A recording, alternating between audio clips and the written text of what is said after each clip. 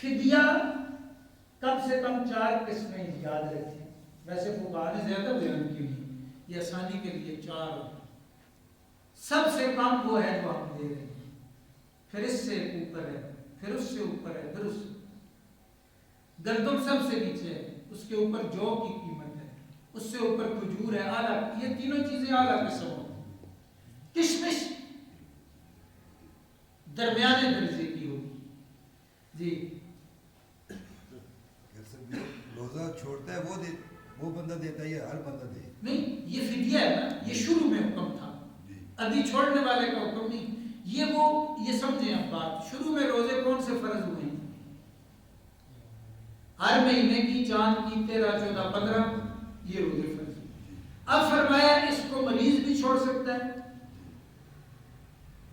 یہ سمجھیں، میں ادھر سمجھاتے بوڑھا ہو گیا ہوں، اب تو خدا کے لیے ہو گیا نہیں. اچھا، ایک مریض روزہ چھوڑ سکتا ہے، دوسرا مسافر چھوڑ سکتا ہے. لیکن ایک بندہ پیسے والا ہے، نہ مریض ہے نہ مسافر ہے، کوئی پرابلم نہیں. بس مسئلہ یہ ہے کہ ہے پیسے والا، تو اسے فرمایا تو فدیہ دے دے ایک مسکین کا اور بے شک روزہ چھوڑ. یہ ایام 20 شروع میں حکم آیا. یوم عاشور ایام 20 یہ اس کے بارے میں. تو فدیہ اس کا بھی وہی ہے. جو بندہ روزہ نہیں رکھ سکتا، جیسے بزرگ کبیر السن بھی اسی حکم میں ہے، بڑی عمر ہوگی اب رکھ ہی نہیں سکتا. مریض تو بالکل نہیں رکھ سکتا. اس طرح مسافر کو بھی اجازت. اللہ نہ کرے چھوٹی سی بیماری ہو جائے، طاقتور بندے میں بھی کوئی جرت نہیں ہوتی روزہ رکھ سکے. اللہ پاک سب کو صحت، چھوٹی سی بیماری میں بندہ برداشت کر سکے. ہاں ینگ بندے پھر بھی جوانی ہوتی تھی تو نہیں پتہ چلتا. مجھے اچھی طرح یاد ہے سخت گرمی کے روزے، اور ادھر سے فاروقیہ سے سفر کر کے اسلام آباد جانا، وہاں سے پھر شام کو واپس آنا، رات کو منزل سنانا، اپنی پھر تیاری کرنا، امتحان دینا، وہاں پہ سبق بھی پڑھانا، سب چلتا تھا. وہ عمر ایسی.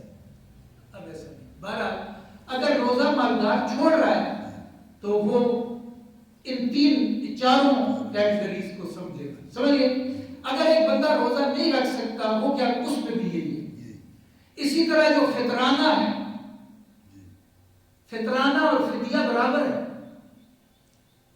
فطرانہ بھی اسی طرح دیں گے. مالی حالت سب سے کمزور ہے تو پھر 350 ہے. اس سے بہتر ہے پھر جو ہے ڈبل ہے. اس سے بہتر ہے پھر کھجور ہے. پھر آؤٹ کلاس سمجھتا ہے غریب میں، یا یہ سمجھتا ہے کہ میں اپنے رب سے وہ معاملہ کروں گا جو میں سب سے اونچا سمجھتا ہوں. یہ بڑی عشق و مستی کی بات ہے. ہم لوگ اپنے رب کو پہچان نہیں سکے نا.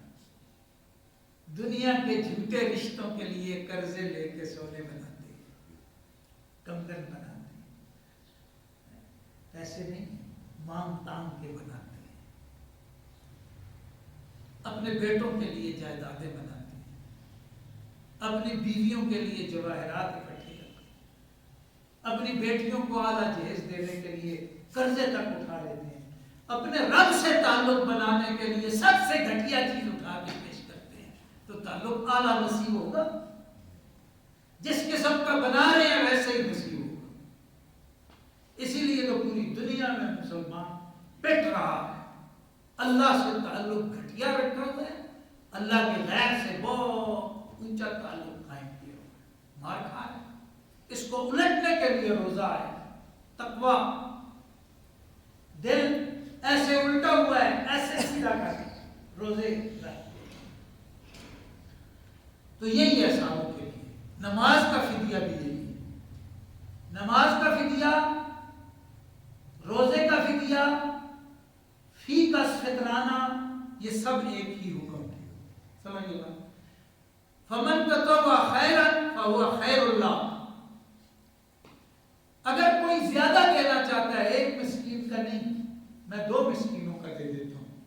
تو یہ اسے 2 کا اجر اللہ دے گا. یا یہ مطلب ہے کہ میں روزے بھی رکھتا ہوں, فدیے بھی زیادہ دے دیتا ہوں, فدیے سے زیادہ اللہ کے راستے میں دے دیتا ہوں. یہ بھی اس کا مطلب ہے. یہ مطلب بھی ہے کہ ایک بندہ بہت بڑے فدیے دے رہا ہے, کہتا میں 1 روزے کے بدلے میں کشمش دیتا ہوں, 4.25 کلو 4.5 کلو میں کشمش دیتا ہوں, اور 1 مسکین کی جگہ 10 کی کشمش دیتا ہوں. دوسرا مالدار کہتا ہے میں روزہ رکھوں گا, کچھ بھی نہیں دیتا. بہتر کیا ہے؟ ان تصوموا خیر لکم. بہرحال روزہ رکھنا سب سے بہتر. روزے کا بدل تمہارا مال نہیں ہو سکتا. روزہ ایسا عمل ہے کہ اس عمل کا بدل ساری زندگی کی جمع پونجی اٹھا کے بھی دے دو, فرض روزے کی 1 فرض روزے کی قیمت نہیں بن سکتی. اس لیے فرمایا وان تصوموا خیر لکم. حدیث بات میں جس نے بغیر عذر کے رمضان المبارک کا 1 روزہ چھوڑا اور اس کے بعد غیر رمضان کے ساری زندگی کے روزے رکھے اس کے بدلے میں, تو وہ 1 روزے کے برابر زندگی بھر کے روزے نہیں ہو سکتے. اتنا قیمتی. وان تصوموا خیر لکم ان کنتم تعلمون. اگر علم حاصل کر لو یا کیا ہوا ہے تو پھر تم جانتے ہو کہ روزے کے برابر فدیہ کبھی بھی اللہ کے ہاں مقبول نہیں ہو سکتا. وجہ کیا ہے؟ اللہ پاک نے فرمایا ہے جتنے بھی اعمال ہیں نا بندے کو تو اپنے لیے کرتا ہے, لیکن ایک عمل جو ہے وہ میرے لیے خاص ہے, اور وہ یہ رمضان کا روزہ ہے میرے لیے خاص. پھر فرمایا اس کا بدلہ کیا ہے؟ فرمایا اس کا بدلہ میں خود ہوں. اللہ پاک کا قرب یا اللہ پاک کا تعلق یا اللہ پاک کی دوستی یا اللہ پاک سے ملاقات, یہ فرمایا روزے کا فرض روزے کا بدلہ ہے.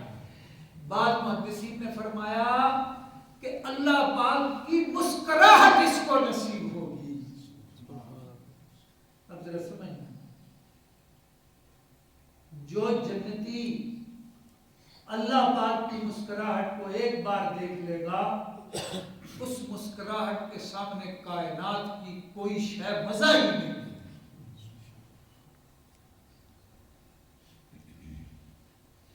وہ ایک نوجوان تھا نا, کھجوریں کھا رہا تھا جو میدان احد میں مست سا تھا, تو نبی علیہ السلام ترغیب دے رہے تھے جہاد کی, قتال کی.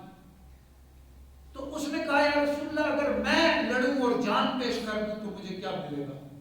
حضور نے فرمایا اللہ کی مسکراہٹ ملی. اس پہ ایسی عجیب کیفیت طاری ہوئی, وہ جو کھجوریں کھا رہا تھا ادھر ہی پھینک دی, تلوار اٹھائی اور گھمسان کی جنگ لڑی, شہید.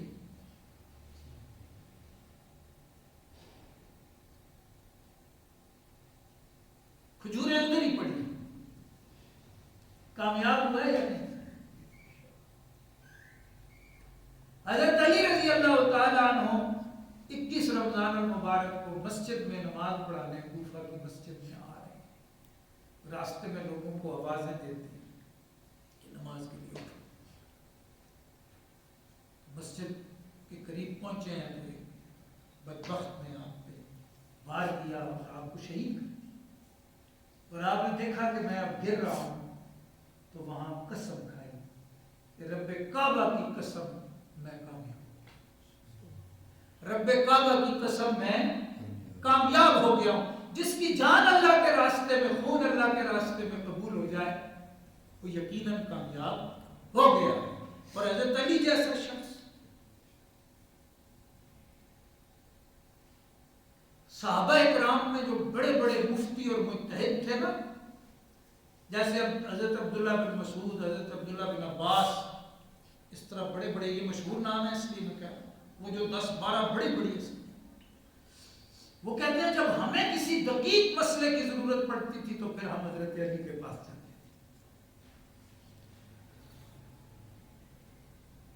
ظاہر ہے مسکراہٹ جس کی سمجھ میں آئے بہت بڑی شے ہے، سمجھ نہ آئے تو پھر تو کوئی قدر و منزلت نہیں۔ ان کنتم تعلمون، اگر تمہیں علم ہے تو روزے کا کوئی بدل نہیں۔ اللہ تعالیٰ مجھے آپ کو سارے آدم کے انسان دین متین کی صحیح سمجھ، عمل اور تدبیر تنفیذ نصیب فرمائے۔ الحمدللہ والعاقبۃ للمتقین والصلاۃ والسلام علی سیدنا وعلى آله وصحبه أجمعين ربنا اغفر لنا ذنوبنا وكفر عنا سيئاتنا وتوفنا مع الأبرار صلى الله تعالى على خير خلقه سيدنا محمد وعلى آله وصحبه أجمعين برحمته